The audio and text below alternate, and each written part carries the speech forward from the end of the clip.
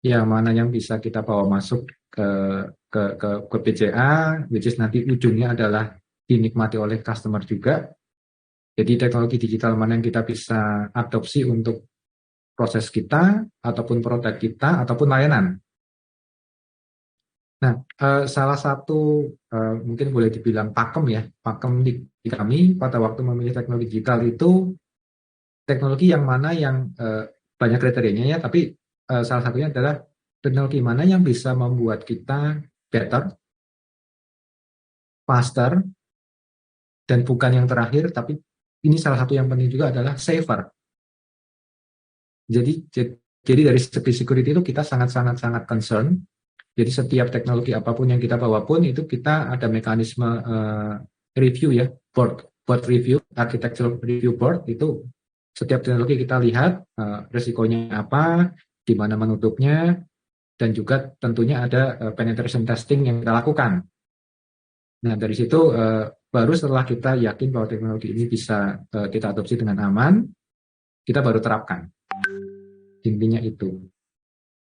Kemudian menyambung ke Pak Aldi, jadi tadi kan disampaikan Metaverse itu adalah mendekatkan diri atau membentuk komunitas baru. Nah, Bang, tentu saja Pak Samuel, kita adalah melayani customer, melayani nasabah, dan juga dalam bicara customer atau bicara nasabah adalah komunitas sebenarnya. Nah, tentu saja kita akan mendekatkan diri ke berbagai macam komunitas. Nah, tadi Pak Aldi sampaikan, Gen Z ataupun anak muda sekarang katakanlah mereka memang membentuk suka ataupun membentuk komunitas baru di metaverse atau apa, itu kita juga kolaborasikan. Jadi di mana bisa kita join forces ya istilahnya ya. Misalkan katakanlah Wir membentuk satu komunitas di metaverse, kita bisa joinkan, kita akan kolaborasikan lah. Ini seperti itu. Nah jadi sepertinya itu ya yang tadi beberapa hal yang Pak Samuel sampaikan dan mungkin juga bisa disambut oleh Bapak Ibu yang lain nih komentar-komentar ataupun apa yang saya sampaikan. Thank you. Baik, terima kasih Pak Adi yang sudah dengan tajam untuk men-trigger up dimensi-dimensi yang ada. Jadi saya berterima kasih kepada Abdi karena kita berlima, Bapak berempat itu.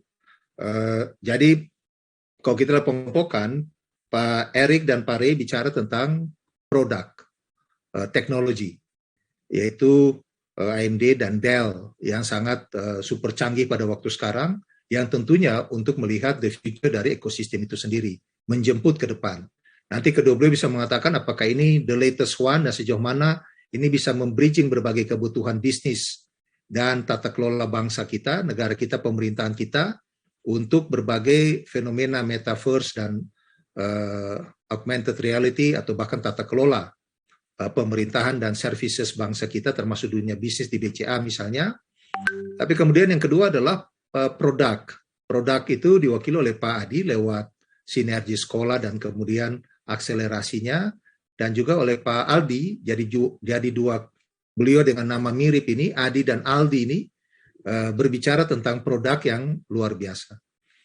Tadi Pak Adi sudah sampaikan bahwa pada dasarnya siapa saja bisa ikut terlibat, tapi beliau menjemput ke masa depan, kayaknya butuh ada AI untuk mulai menapis atau membentuk postur tentang sinergi yang paling pas untuk komunitas bangsa kita, engagement dengan dunia digital, metaverse, dan macam-macam ini, ke depan kira-kira seperti apa. Nah mungkin juga Pak Erik dan Pak Ray bisa membantu Pak Adi, sehingga karena tidak mungkin seluruh rakyat Indonesia harus ditampung di programnya sinergi, mungkin perlu ada selector, tapi nanti ada derivasi turun ke bawah, nanti juga melihat stratifikasi kebutuhan dan seterusnya, sehingga kontribusi BCA tetap terasa. Dan Pak Aldi dengan berbagai varian kebutuhan metaverse itu, dia makin mendekatkan ke dunia, ke kehidupan human kita, kiranya bisa menjelaskan tentang tren-tren perkembangan ke depan, produk-produk metaverse yang kira-kira bakalan kita hadapi di Indonesia, dan bahkan apa sendiri rencana daripada Wir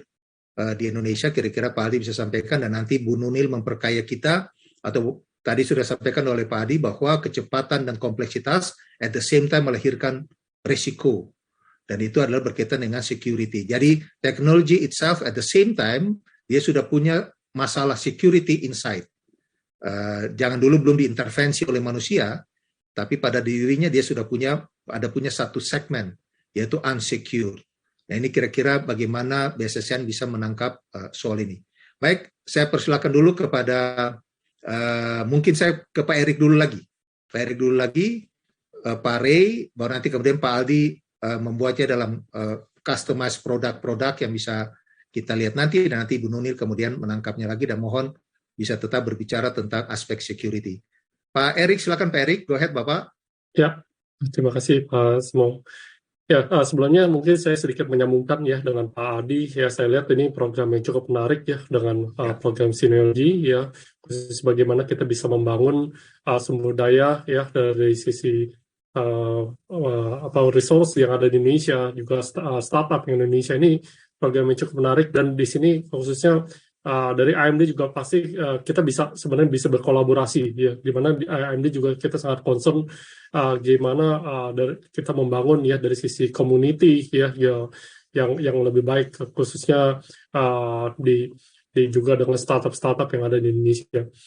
Dan menyambungkan dengan Pak Aldi, khusus di area AI, ya ini juga salah satu area solusi yang sebenarnya jadi salah satu fokus di AMD juga, bagaimana dengan di AI, machine learning, khususnya dengan teknologi yang AMD sekarang ini, kita fokus juga dengan CPU dan GPU untuk mendorong solusi ke arah sana. Ini juga mungkin khususnya mungkin dengan AMD nanti kita bisa kolaborasi dengan UIR, khususnya dengan secara solusi bagaimana kita bisa mengakselerasi ya dari sisi kinerja, dari sisi efisiensi ya, dari sisi TCO juga dengan menggunakan teknologi AMD.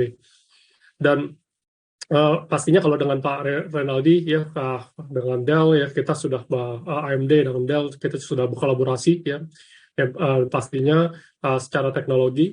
Dan dengan Bu Nunil ya, mungkin saya kalau dari di BSSN sendiri fokusnya adalah security ya, saya sedikit menyambungkan bahwa khususnya dengan AMD kita juga menaruh sangat perhatian khusus ya di area security ya. Jadi dan kita melihat kalau ngomong security ya, ini kita nggak bisa bilang satu nggak ada satu keamanan secara khusus yang bisa kita bisa memastikan kita benar-benar secure ya. Jadi kita memerlukan security yang benar-benar sifatnya keep updated ya, dan juga sifatnya multi layer atau berlapis ya. Dan makanya di sini khususnya kalau kita lihat security biasanya ada berbagai lapisan ya. Jadi kita ngomong dari level aplikasi, dari level database, dari sisi jaringan, juga dari sisi khususnya kalau dari AMD sini kita mendukung dari sisi chip atau dari sisi hardware ya, khususnya di sini. Dan khususnya di mana AMD kita fokus ya memberikan untuk fitur-fitur keamanan seperti enkripsi dari sisi memori, dari sisi virtual machine ketika kita menjalankan sistem di atasnya. Ini yang khususnya menyambungkan dengan fitur dari security dengan AMD sendiri. Dan mungkin kesempatan ini juga saya juga menjawab untuk tadi ada satu pertanyaan ya dari Pak Wahyu Ibrahim ya dari MKM yang menanyakan untuk AMD sebagai produsen CPU dan GPU, bagaimana untuk mengantisipasi kelangkaan chipset di dunia imbas dengan trade war US dan Tiongkok. Mungkin ada info update terbaru. Jadi saya sedikit kasih gambaran insight khususnya dengan AMD sendiri. Kita sekarang ini berkolaborasi dengan perusahaan yang namanya TSMC yang basisnya di Taiwan untuk manufaktur chip. Jadi TSMC ini adalah perusahaan semikonduktor terbesar di dunia yang sekarang ini 60-70% semua chip di dunia itu diproduksi di TSMC. Dan dengan TSMC sendiri di sini khususnya AMD bisa menawarkan teknologi yang paling advance sekarang ini di market ya, khususnya dengan teknologi 5 nanometer dan 6 nanometer dengan CPU dan GPU yang ada. Dan secara kelangkaan chip sekarang ini kalau kita ngomongin mungkin kalau di tahun lalu pas di pandemi ya kita sempat mengalami kelangkaan chip ya, tapi sekarang ini sejak di awal tahun sebenarnya kita udah balik ke normal secara supply-nya ya untuk dari chip. Jadi kalau kita ngomongin supply chain ya nggak ada isu sekarang ini. Dan kalau kita menyikapi dari sisi trade war ya dari US dan China sendiri, kalau kita lihat sebenarnya TSMC sendiri sudah membuat backup plan ya, jadi sudah membuat pabrik di luar Taiwan atau di luar China ya, khususnya untuk memastikan dari sisi ketersediaan supply yang lebih baik ya, khususnya dengan chip AMD ya, saat ini. Mungkin itu gambaran yang menjawab pertanyaannya. Baik, Pak Erik, sangat tepat ranging responsnya. Terima kasih Bapak. Minta tunggu sebentar. Pak Rey, silakan Pak Rey. Melanjutkan Pak Erik, go ahead Bapak. Siap.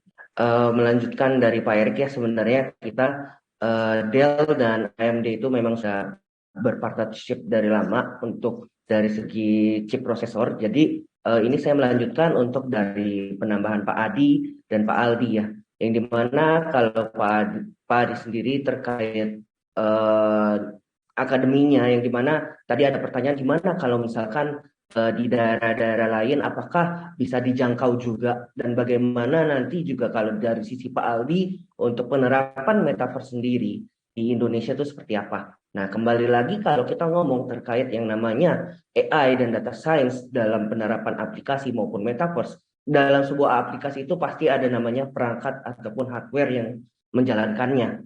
Nah, kalau dari sisi saya, dari segi produk, mungkin kita itu untuk merancang struktur dari paling bawahnya dulu, yaitu infrastrukturnya. Infrastruktur pada data center yang dimana perangkat-perangkat tersebut dilakukan perancangan terlebih dahulu, kemudian kita implementasikan terkait software ataupun aplikasi yang akan dijalankan. Yang dimana ketika rancangan tersebut sudah diciptakan, sudah dilakukan, dirancang dengan baik, otomatis untuk penggunaan dari segi aplikasi dan pengimplementasian untuk di daerah-daerah pelosok, otomatis nantinya tidak akan terkendala. Untuk tambahan dari Bu Nunil sama dengan Pak Erik, sama kalau kita ngomong terkait security, nggak ada namanya sebuah pengakuan bahwa security itu memang benar-benar aman. Akan tetapi tetap security itu harus berlayer, yang dimana layer di sini kalau dari segi produk kami atau dari segi hardware, yang dimana kita itu tidak pernah tahu yang terkait namanya serangan serangan cyber yang kita tahu itu selalu dari luar, entah dari internet, entah dari kiriman email atau segala macam yang mengarah ke lokal kita. Akan tetapi sebenarnya serangan itu bisa kita ketahui bahwa ada dua tipe, yaitu dari luar dan dari dalam. Yang dimana dari dalam itu bisa berupa physical intrusion atau dari orang dalam kita sendiri yang melakukan tindakan kejahatan terhadap perangkat tersebut. Nah, paling kalau dari saya sih itu aja Pak. Terima kasih. Luar biasa Pak Rey, terima kasih banyak integrasinya. Pak Aldi, silakan Bapak cerita sedikit lebih lanjut tentang mixed reality plus AI sama dengan metaverse. Ini menarik sekali. Siapa tahu bisa membangkitkan semangat para pemahaman yang lebih simple dan menggairahkan bagi para pemirsa kita pada hari ini. Dalam konteks ekonominya, sejauh mana blockchain kita tempatkan di situ dan tidak terjebak kepada apa yang sedang terjadi sekarang di dunia blockchain. Tentu itu satu dimensi temporer pada waktu sekarang dan berbeda dengan pendekatan platform yang sedang kita bincangkan pada saat ini. Pak Aldi, silakan Bapak, dan juga please perkaya Ibu Nunil untuk soal cyber security-nya Pak. Silakan Bapak. Baik, terima kasih atas kesempatannya Pak. Terkait dengan apa yang kita lakukan dengan produk atau dengan konsep metaverse ini, sebetulnya kita juga sangat paham bahwa teknologi yang ada sekarang beserta dengan teknologi-teknologi pendukung lainnya, ketika kita bicara metaverse itu adalah suatu konsep yang mungkin belum bisa tercapai dalam waktu dekat gitu ya. Kalau misalnya kita lihat bahwa definisi metaverse itu adalah bagaimana kita bisa berinteraksi, bagaimana bisa kita hidup di dunia virtual layaknya di dunia nyata saat ini gitu ya.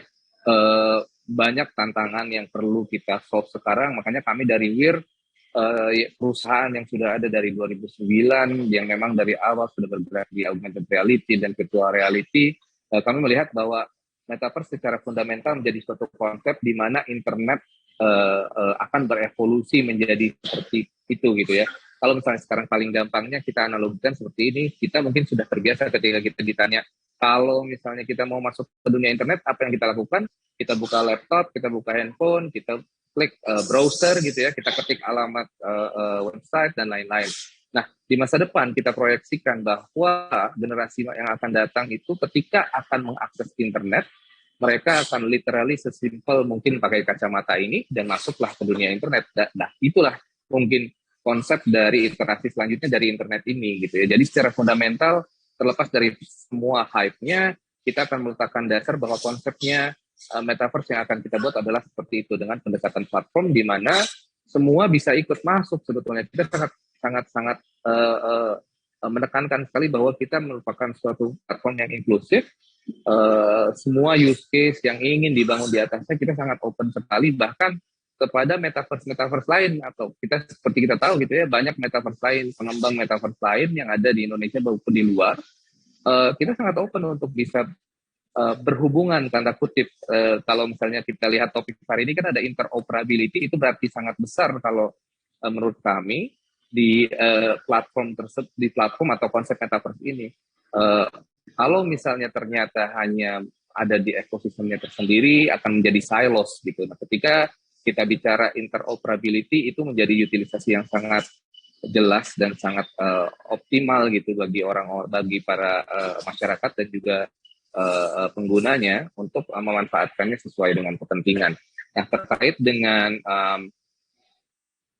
ini juga ya, dari Q&A juga ada yang bagaimana misalnya kalau sekarang orang-orang dengan anak-anak gitu ya sudah mulai terjerumus ke dalam mereka tidak bisa memakai MS Office gitu ya, Microsoft Office atau tools productivity, tapi mereka sangat mahir main Roblox atau Minecraft. Nah, sebetulnya itu terkait dengan, kalau dari kami pribadi adalah itu terkait dengan edukasi juga Pak, bahwa teknologi ya inevitable, itu akan terus berkembang. Ready or not, teknologi akan terus berkembang. Sama halnya ketika sosial media dulu baru muncul, mungkin masyarakat kita pada umumnya melihat bahwa itu tidak akan menjadi apa-apa, atau itu internet di sini masih lambat gitu-gitu. Tapi ternyata kan terus berkembang sampai kita akhirnya ketinggalan gitu. Nah, di titik ini menurut saya kuncinya memang di edukasi. Pada akhirnya saya sangat hormat sekali ketika BCA membuat Pak Adi gitu membuat itu ya, sinergi gitu ya, dan teman-teman lain membuat gerakan-gerakan edukasi untuk menyiapkan generasi muda kita untuk mengembrace era baru ini. Itu mungkin sampai sejauh ini itu mungkin salah satu cara untuk menyiapkan generasi muda kita untuk bagaimana memanfaatkan teknologi ini dengan lebih efektif. Kalau kita, soalnya analogi paling mudahnya seperti ini sih, kita harus selalu menempatkan teknologi itu sebagai tools Pak, untuk humanity gitu ya, dan tidak sebaliknya gitu ya. Dan ketika kita bicara efek jeleknya, sebetulnya sama halnya kayak cangkul memang teknologi juga gitu ya. Tapi ketika kita memanfaatkannya untuk kebaikan, kita bisa membuat itu menjadi suatu ladang yang bermanfaat. Tapi kalau kita mau memanfaatkan untuk kejelekan, itu bisa dipakai untuk melukai orang gitu. Nah, hal yang sama bisa diaplikasikan, atau analogi yang sama bisa diaplikasikan dengan teknologi baru ini, di mana ya kita harus bisa mengedukasi bahwa teknologi baru ini harus dimanfaatkan untuk kebaikan, untuk humanity, dengan segala karakteristiknya. Dan memang perbedaannya agak menarik, karena paradigma yang ada terutama di dunia Web3, misalnya kita bilangnya Web3 ya, sekarang ini iterasi selanjutnya nih dari internet ini ke dunia Web3, paradigmanya bukan lagi terkait dengan serangan atau hack di sisi client server side misalnya seperti itu, tapi karena misalnya memakai blockchain semuanya jadi client dan server gitu. Dan ketika kita bicara seperti itu, paradigma kita terkait kepemilikan data, terkait akses, terkait juga keamanan gitu ya, menjadi suatu hal yang mungkin perlu diubah atau perlu beradaptasi lagi gitu ya. Karena keamanan yang ada ini menjadi konteksnya menjadi berbeda ketika kita bicara tentang terkait dengan penerapan blockchain dan teknologi-teknologi lainnya. menurut saya metaverse akan menjadi satu, dan era baru ini akan menjadi satu opportunity bagi Indonesia, bagi kita semua. Karena ketika di era sosial media dulu atau di era ketika attention ekonomi baru muncul, kita ketinggalan nih Pak. Banyak orang, teman-teman kita, dan bahkan saya sendiri, saya pribadi dulu saya merasa bahwa YouTube tidak akan menjadi sebesar sekarang karena internet masih lambat gitu ya dan lain-lain. Tapi ternyata itu mengubah dunia. Nah, di era yang baru ini menurut saya kita juga jangan memiliki sebaiknya kita juga bisa mengembrace ini atau menghadapi ini dengan lebih bijak dan tidak ketinggalan. Karena sekarang sebagai informasi mungkin untuk blockchain engineer, Vietnam sudah mulai terkenal dengan blockchain engineer-nya dan mereka punya banyak blockchain engineer. Di Indonesia masih sangat sedikit. Which means kita sudah mulai ketinggalan lagi, tapi masih belum terlalu jauh. Sehingga menurut saya dari sisi pemegang kebijakan dan juga regulator dan juga researcher semuanya harus betul-betul kompak menghadapi era baru ini sebetulnya karena kolaborasi menjadi kuncinya Pak. Seperti itu. Pak Aldi bisa tolong cerita sedikit tentang keterlibatan WIR di G20? Ya, kami di G20 kemarin juga mensupport beberapa badan pemerintah, misalnya kemarin juga kita berkolaborasi dengan Kadin untuk membuat prototype Metaverse Kadin yang bernama Kadin First. Kemarin juga kita roll out prototype kita ke publik bahwa Metaverse yang kita buat memang ada gitu ya, memang betul dan bisa dicoba. Sebetulnya arahnya kemarin ketika di G20 pun seperti itu dan ingin menunjukkan kepada perwakilan dunia bahwa Indonesia pun bisa membuat Metaverse. Tapi itu masih belum jauh dari sempurna Pak, memang baru prototype. Nah rencananya yang mungkin akan ada utilisasi yang jelas untuk user, rencananya akan tahun depan kita publish Pak, beserta gitu dengan komponen-komponen seperti blockchain dan lain-lainnya. Dan kita selalu ingin menekankan bahwa kita platformnya inklusif dan ingin sekali mengakses utilisasi yang fundamental di luar daripada hype atau hingar-bingar metaverse dan lain-lainnya saat ini. Baik, terima kasih karena kita lihat kemarin di Bali itu ramai betul dan seakan-akan dari segi packaging sidang seakan-akan sudah terjadi di Mars begitu. Jadi in some sense dari sisi flowing-nya, tata aturannya, kemudian interaksi di para pihak terasa sesuatu yang kompleks di G20 itu menjadi simple dalam kemasan di satu lokasi terbatas yaitu di Pulau Dewata. Baik, Bu Nil, ini tadi banyak yang memberikan masukan ke Ibu nih, spektrumnya, layers-nya, embodiingnya di dalam setiap aspek, lalu kolaborasinya, antisipasinya, dan mungkin Ibu bisa bikin satu informasi case study sedikit tentang kemarin BSSN berperan di G20 juga kira-kira bagaimana Bu? Takutnya tiba-tiba ada hackers yang masuk telepon Presiden AS begitu, dikiranya itu Pak Jokowi yang telepon kan bisa kacau mengatakan makan malam nggak jadi, misalnya begitu. Nah itu kira-kira bagaimana BSSN berperan di Bali kemarin, sesuatu kebanggaan bagi kita semua. Silakan Bu Nunit. Ya, baik, terima kasih Pak Sam. BSSN attach dengan tim pengamanan yang sudah ada. Karena kepanitiaan secara nasional sudah ada, terutama mungkin di bawah koordinasi Panglima TNI, BSSN melekat membantu terkait dengan cybersecurity, tentu juga dengan Kementerian Kominfo dan para pihak yang lain. Jadi sejak di awal bulan BSSN sudah mendirikan posko di Bali, sudah secara aktif membantu teman-teman venue untuk lebih siap, termasuk juga kepanitiaan dari Setnek gitu, melakukan simulasi-simulasi sehingga alhamdulillah kalau memang ada gitu ya tidak sampai mengganggu jalannya sidang. Mudah-mudahan sih yang dilihat oleh global dunia juga seperti itu gitu, karena prinsipnya setiap G20 itu prinsipnya pasti ada saja gitu ya gangguan. Itu terkait dengan G20 Pak Sam. Mohon maaf mungkin saya coba memberikan sedikit insight ya dari sudut pandang kami pemerintah, khususnya terkait dengan keamanan siber. kebanyakan pihak menganggap keamanan itu suatu trade-off dengan kenyamanan gitu. Jadi mungkin ini yang menyebabkan banyak organisasi itu agak alergi kalau ada fitur-fitur yang harus disiapkan. Jadi sebenarnya dengan kondisi saat ini digital transformation yang digadang-gadang oleh Kominfo, sebenarnya kita harus sudah mulai switch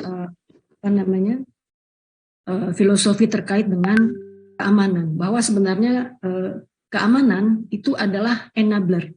Jadi digital transformation tidak akan sukses kalau tidak dibarengi dengan keamanan. Dan kami juga mendorong supaya ini bisa dipahami oleh teman-teman industri. Bapak-bapak di sini selaku produsen tentu juga sudah paham. Pemerintah diharapkan justru mendorong ekosistem industri ini bisa maju, tidak menjadi penghambat. Karena seringkali para pihak itu menganggap keamanan itu sebagai suatu penghambat gitu. Jadi sekarang sebenarnya sudah harus di-switch gitu ya mindsetnya, bahwa keamanan itu adalah suatu pelengkap gitu, komplement. Jadi kalau nggak aman ya nanti malah jadi chaos. Kemudian yang bisa kami titipkan dalam hal ini juga para pihak Quad Helix tadi, siapapun ya teman-teman dari industri, akademisi diharapkan bisa lebih aware terhadap situation. Kami menyebutnya situation awareness. Ini tidak hanya meliputi security awareness, tapi safety. Sekarang tidak hanya, tapi juga safety.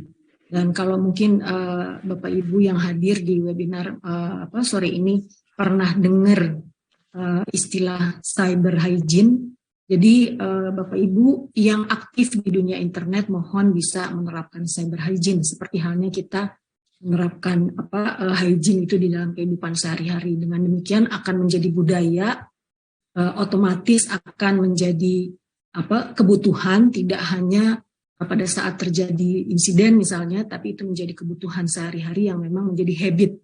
Dengan demikian budaya terkait dengan keamanan siber bisa terwujud sebagaimana juga memang diamanatkan di dalam peraturan perundang-undangan.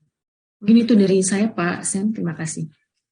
Baik, terima kasih Bu Nunil, sangat insight dan pesan-pesannya prinsipil, terutama yang terakhir itu cyber hygiene. Jadi kalau itu built-in di tiap-tiap kita, seperti kita cuci tangan sebelum makan dan segala macam, wajib hukumnya atau berdoa dan seterusnya, maka dia akan menjadi sesuatu daya tahan yang built-in pada tiap kita maupun individu maupun bersama-sama, termasuk dalam sinergi dengan komponen.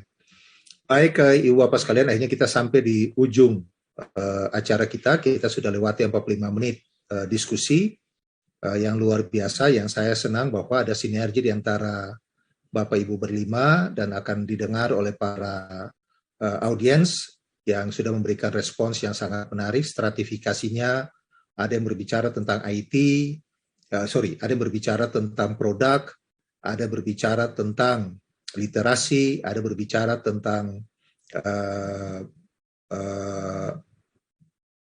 infrastructure, dan ada bicara tentang cyber itu sendiri, cyber security, yang tentunya ranging dari katakanlah pusat proses kita di Jawa dan seterusnya ke belahan Nusantara yang lain, melihat kompetisi global yang ada. Bapak Ibu, kita di penghujung acara, terakhir saya akan meminta satu kata penutup dari masing-masing kita, kiranya tetap dalam kaitan dengan topik kita, satu kalimat simple misalnya tentang ekosistem dan its future, terutama berkaitan dengan transformasi digital. Salah satu yang saya kira menarik tadi bilang oleh Pak Aldi juga adalah literasi. Jadi mungkin literasi ini penting, yang sudah dimulai oleh BCA, Pak Adi tadi sampaikan, ini penting supaya berbagai perkembangannya ada, termasuk kecanggihan dari produk yang ada di Pak Erik dan Pak Ray, itu tidak merupakan sesuatu yang asing, sesuatu yang jauh di sana, atau security dari Bu Nunil, sesuatu yang jauh di sana, tapi dia merupakan embodied, menjadi bagian daripada diri kita sendiri begitu. Baik, saya persilakan kita untuk memberikan kata penutup. Lagi-lagi izin, saya mulai dari Pak Adi. Silakan Pak Adi. Oke, thank you Pak Samuel. Mungkin kata penutup ya. Jadi kalau dari saya, teknologi itu sesuatu yang kita tidak perlu takuti sih. Walaupun sekarang ini perkembangannya sangat cepat, dan apa yang mungkin kita belajar di tahun lalu, 2 tahun lagi mungkin sudah obsolete, tapi nggak apa-apa. Teknologi itu memang sesuatu yang kita perlu explore terus-menerus, kita embrace. Tentu saja pada saat kita mau mengadopsi teknologi itu perlu kita ada kehati-hatian di sana.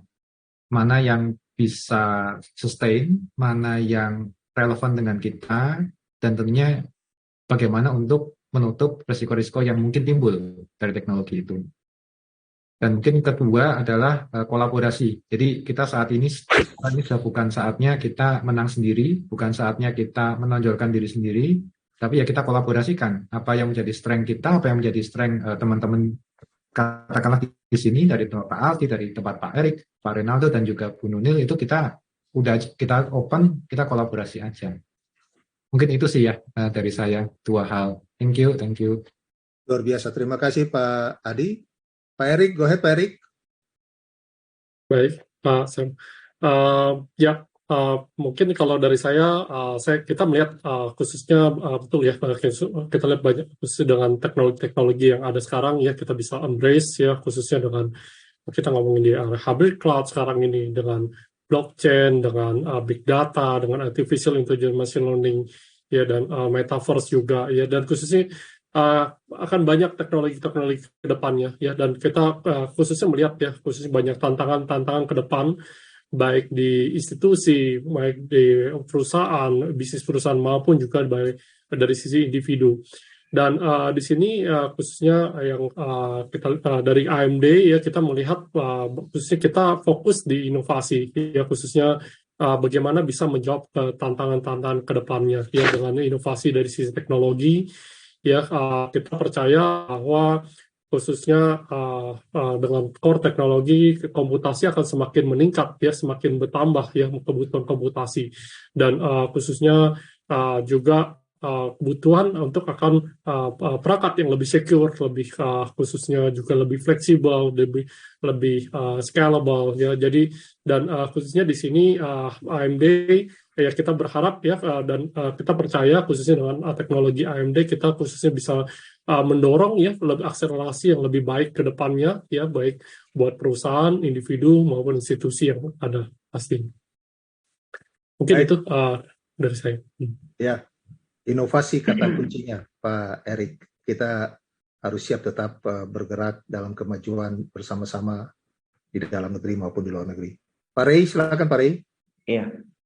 Dengan perkembangan teknologi ya yang semakin pesat, mau ada nanti metaverse atau blockchain atau yang lainnya akan terus bermunculan. Kalau dari saya, dari segi infrastruktur, kami dari Dell merasa tertantang untuk selalu membantu memberikan solusi dari segi infrastruktur. Karena sebuah aplikasi atau sebuah teknologi, kembali lagi ada perangkat yang menjalankan.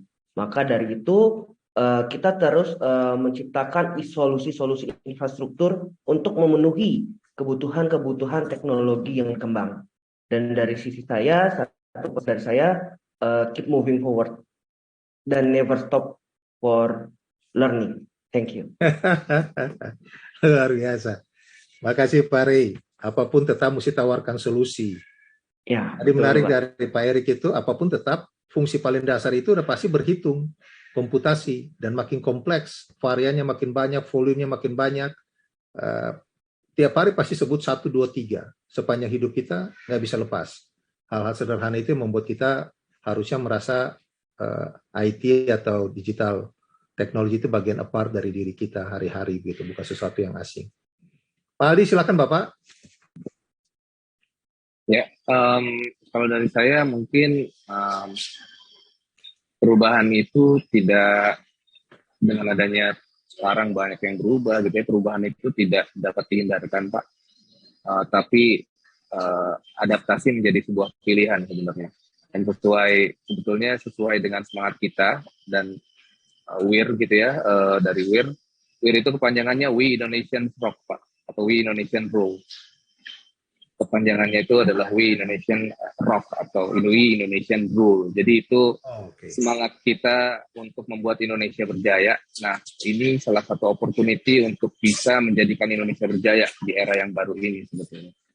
Maka dari itu kami sangat open juga untuk berkolaborasi dengan semua pihak, baik itu entitas riset, private company dan pemerintah untuk selalu membuat yang lebih baik, solusi yang lebih baik dan juga perencanaan yang lebih baik untuk Indonesia ke depan. Seperti itu, Pak. Luar biasa. Makasih Pak Aldi. Bu Nunil, silakan Ibu. Kalau dari saya, keamanan itu mulai dari diri sendiri ya. Seperti halnya kita tidak share PIN ATM kita. Jadi even kepada suami atau istri itu ya, kita nggak share PIN kita.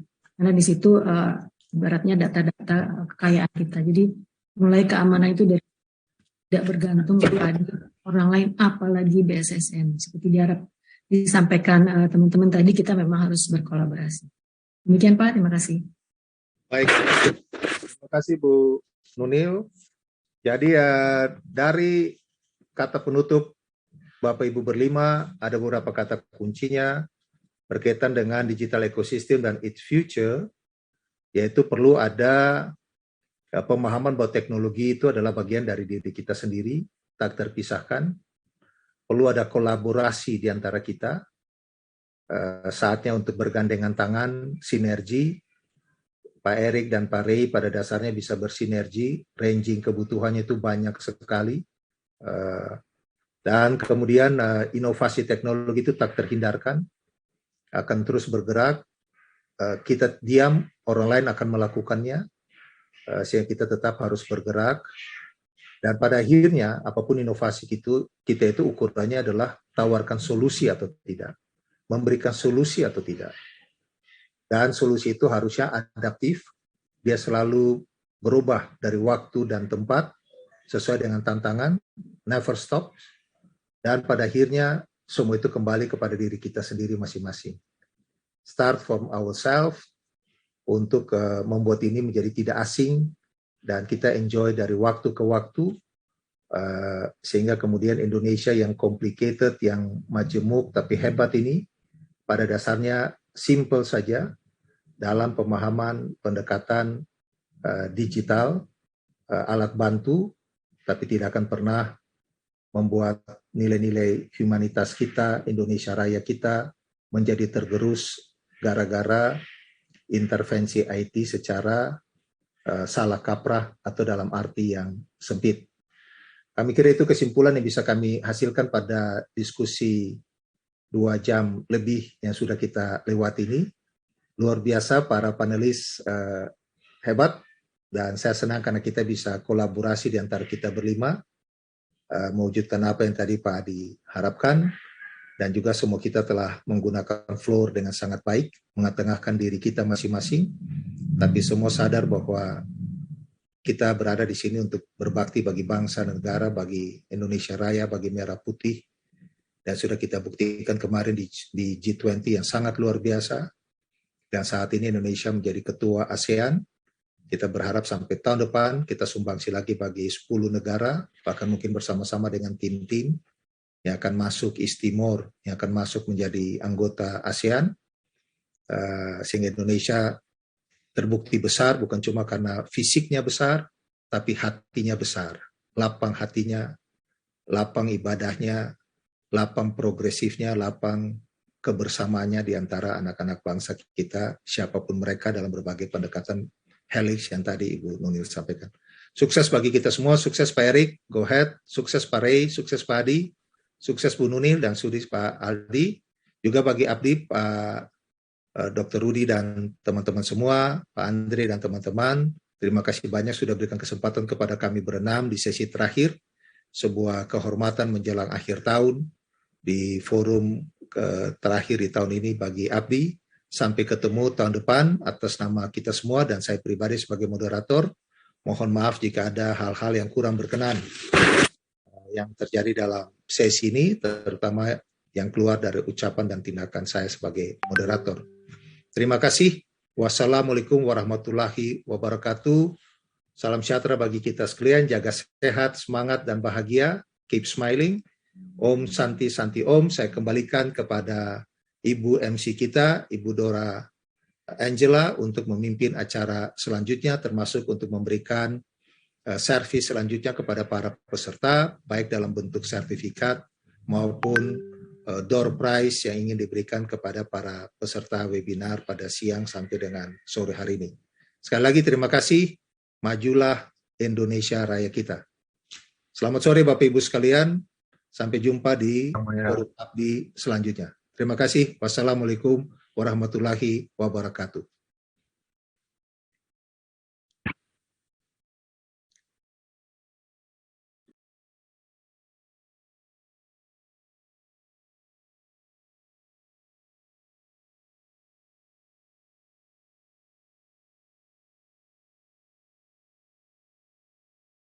Baik, terima kasih kepada moderator kita yang sangat luar biasa sekali, Bapak Insinyur Samuel Samson MSI. Recover together, recover stronger ya Pak. Wah, sangat inspiratif sekali dari para panelis kita juga. Terima kasih menutup hari ketiga dengan sangat luar biasa sekali. Terima kasih untuk inspirasinya. Semoga Indonesia terus maju ya.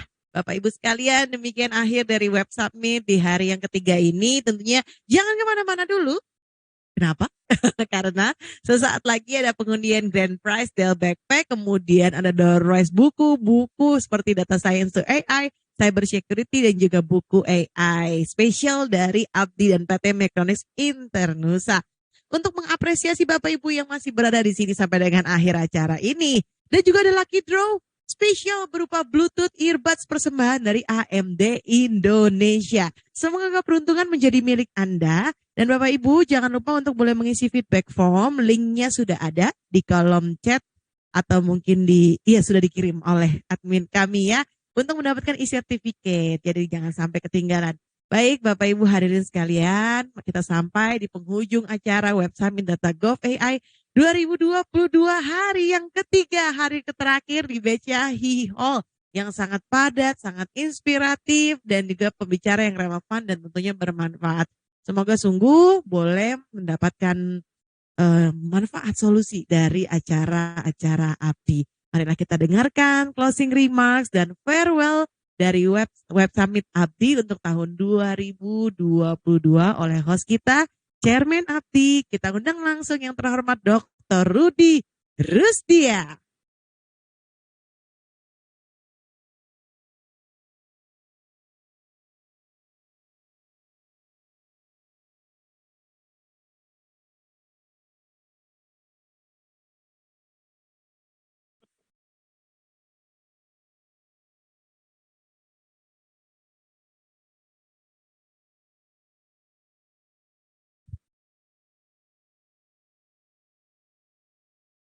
Terima kasih MC Firly Ar-Rahmania dan Dora Angela yang telah sukses memandu Web Summit Data Gov AI 2022 Day1 dan Day2 minggu lalu.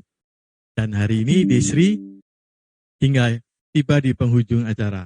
Assalamualaikum warahmatullahi wabarakatuh. Salam sejahtera bagi kita semua. Selamat sore. Suatu kehormatan bagi saya, Rudy Rusdia, Chairman Abdi, Chief Editor dari Magazine Community ID, CEO dari PT Mekronics Indonesia untuk menyampaikan Abdi closing remark. Sebelum kita memasuki acara yang ditunggu yaitu door prize, lebih dari 1.000 pre-registered untuk Web Summit Day1, Day2, Day3 dari penghujung tanah air dan global tersebar di seluruh ruangan Zoom, BCA, e-hall, dan YouTube Abdi TV. Terima kasih kepada para pembicara high level yang luar biasa. Inspiringnya pada Web Summit terbesar yang sudah digelar selama 5 tahun ini. Dan Desri hari terakhir dibuka dengan keynote Ketua MPR Dr. Bambang Susatyo MBA mengajak kolaborasi Kadin Hubungan Polhukam dan Abdi dalam bidang keamanan cyber, tentu bersama koordinatornya BSSN, Lemhanas, Polri, BNI, BIN, dan TNI yang strategis menjawab tantangan polarisasi, geopolitik, dan ekonomi global, adanya global hyperinflation, krisis pangan, energi di masa depan. Juga kita perlu perhatikan hati-hati di Cyberverse pada tahun 2024 adalah tahun pemilu baik bagi Indonesia maupun Amerika. Dilanjutkan dengan Ministerial Keynote Women Paragraph Angela yang komprehensif mendorong transformasi digital sebagai kunci dan katalisator pertumbuhan ekonomi RI sesuai dengan pesan dari Jokowi. Optimisme dari Angela, kabar gembira bagi peserta data GovAI 2022 bahwa e-commerce akan mencapai USD 335 miliar pada tahun 2030 dan lebih 2/3 pendapatan global travel tourism market, jadi global ini ya, dari penjualan tiket online mencapai 690 miliar tahun 2026. 3 fokus pengembangan ekonomi digital menurut Presiden Jokowi yang dikatakan oleh Bu Angela adalah 1. Kesetaraan akses digital, 2. Literasi digital, dan 3. Ekosistem digital yang aman dan tentunya harus inklusif. Keynote Wamen Perdagangan, Dr.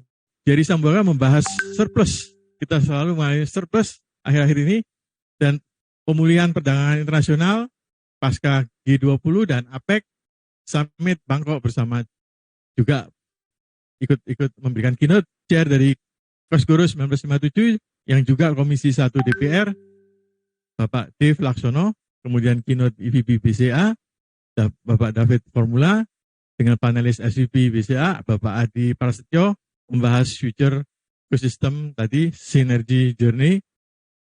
Panelis Erik Sugiono dari AMD Indonesia, Pak Aldi Raharjo, dari WIR Group, Renaldo Suwandi dari PT Adacom, membahas mengenai future computing hingga metaverse, serta Bu Nunil Pancawati ME dari BSSN dengan slide terakhirnya yang sangat menarik, kutipan dari Bapak Persandian Indonesia dengan moderator Insinyur Samuel Samson, Dubes 2010 sampai 2014 Serbia dari Kementerian Luar Negeri.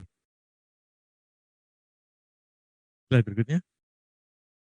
Selamat kepada para penulis buku yang juga mendapatkan apresiasi pada book launching baik D1, D2 maupun D3 oleh Ketua MPR RI, Dirjen Dukcapil, Rektor Universitas Pertahanan, dan Wamen Paragraph serta Kepala BSSN. Sampai jumpa kita di acara deklarasi buku Web Summit Data Secure AI 2023 sekitar bulan Maret 2023, sekaligus mengundang para penulis buku Abdi 2023. Jadi call for article jika berminat menulis di buku Abdi tahun depan. Penerimaan anugerah apresiasi Data GovAI untuk kategori Data dan AI Technology dan Governance pada D1, D2, dan D3 juga mendapat ucapan selamat dari Ketua MPR, Dirjen Dukcapil, Rektor Unhan, Wamen Paragraph, dan Kepala BSSN. Semoga memberi inspirasi bagi peserta Web Summit, penerima anugerah apresiasi untuk terus berkarya membangun Indonesia yang berdaya saing. Sampai jumpa pada acara Data Secure 2023 bulan Maret 2023.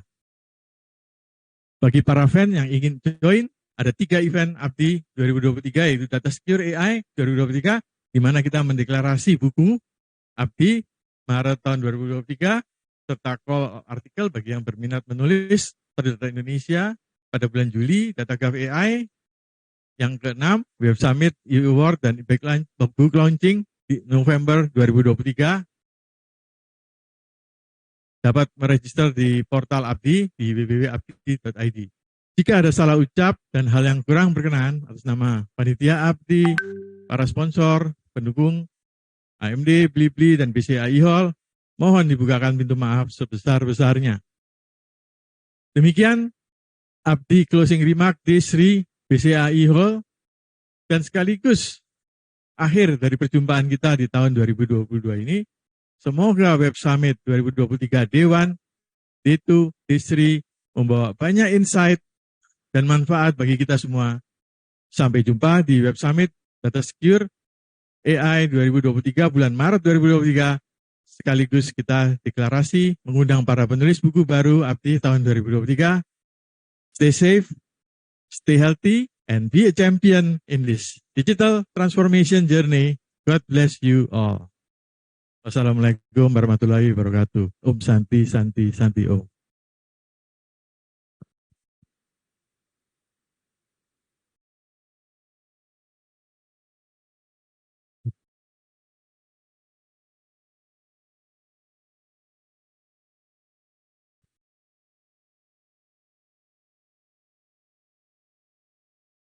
Terima kasih kepada Dr. Rudi Rusdia atas kata penutup dan closing remarks di hari yang terakhir dari rangkaian Web Summit Abdi yang sukses hingga penghujung tahun 2022.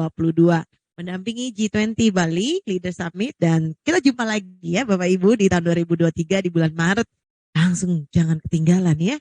Baik Bapak Ibu sekalian, langsung kami ingin mengapresiasi dengan hadiah-hadiah door prize persembahan dari Abdi, dari PT Mechanics Indonesia dan juga dari AMD Indonesia. Pengundian hadiah akan dengan menggunakan digital Fortune Wheels. Jangan lupa sekali lagi untuk boleh mengisi feedback form untuk mendapatkan e-sertifikat juga ya. Langsung kita mulai untuk door prize yang pertama tanpa berlama-lama lagi, ada 3 buah buku Data Science to AI. Yang pertama. Ini hadiah-hadiahnya Bapak Ibu ya, cuma berdoa untuk Bapak Ibu yang masih ada di sini, ada 1.690 orang. Oke, yang pertama. Dan stop. Selamat kepada Bapak atau Ibu Suyengki dari Ultima. Kita remove yang kedua, kita undi. Start.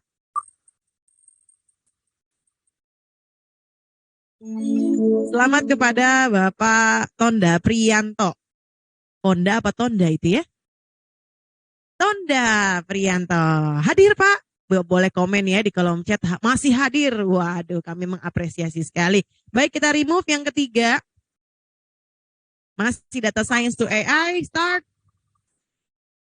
Selamat kepada Ibu Farida Dwi Cahyarini. Oke, itu tadi untuk yang pertama. Hadiah door prize yang kedua adalah buku AI. Yang pertama, kita undi langsung. Selamat kepada Bapak Muhammad Raffi Pratama. Selamat Pak. Kita remove yang kedua, masih buku AI. Start.